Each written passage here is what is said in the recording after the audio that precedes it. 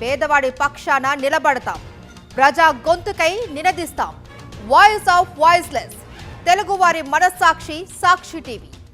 సాక్షి TV ప్రసారాల కోసం మీ స్థానిక cable ఆపరేటర్ను వెంటనే సంప్రదించండి.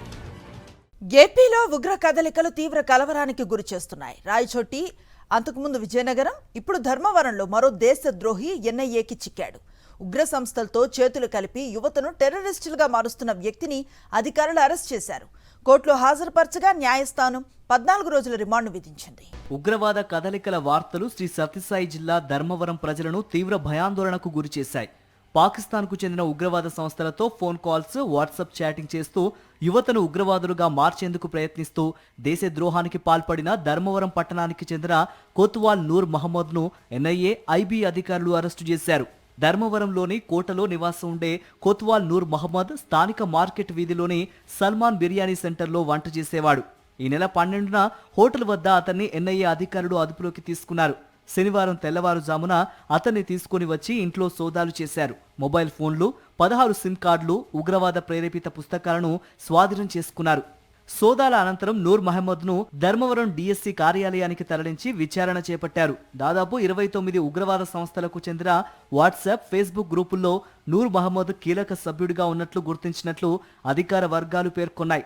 స్థానికంగా ఉన్న యువతలో ఎంతమందిని ఉగ్రవాద ఉచ్చులోకి దింపారన్న సమాచారాన్ని ఎన్ఐఏ, ఐబీ అధికారులు సేకరించినట్లు తెలుస్తోంది.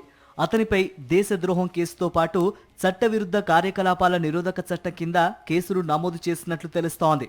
విచారణ అనంతరం నూర్ మహమ్మద్ను కదిరి కోర్టులో హాజరుపరిచారు.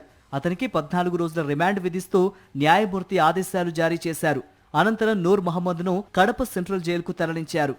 రాడికల్ ఇస్లామిక్ ఫండమెంటలిస్ట్ ఇట్లాంటి గ్రూపులతో ఆయన ఒక వాట్సాప్ గ్రూప్లో ఉన్నాయని, అతను ఈ ఉగ్రవాద సంస్థల పట్ల ప్రేరేపితుడయ్యి అటు దిశగా ఉన్నాడని చెప్పి మనకున్నటువంటి సమాచారం మేరకు అతన్ని అదుపులో తీసుకోవడం జరిగింది.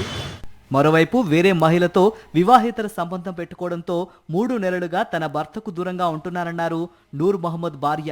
ఓ స్కూల్లో పనిచేస్తూ 4 కుమారులను పోషిస్తున్నారని తెలిపారు. తన భర్తకు ఉగ్రవాద సంస్థలతో సంబంధాలు ఉన్నట్లు తనకు తెలియదని, ఇప్పుడు అతనితో తనకు ఎలాంటి సంబంధాలు లేవన్నారు నూర్ మహమ్మద్ భార్య.